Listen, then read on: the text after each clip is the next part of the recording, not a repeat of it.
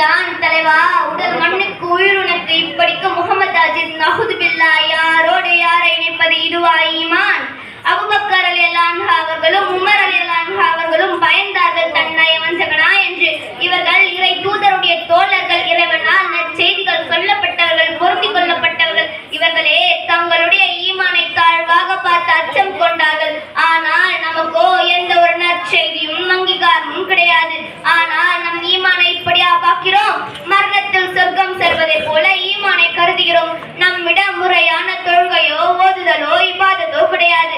ஆனால் நம்முடைய ஈமானை உயர்வாக நினைத்து பிறருடைய குறைகளை ஆராய்கிறோம்.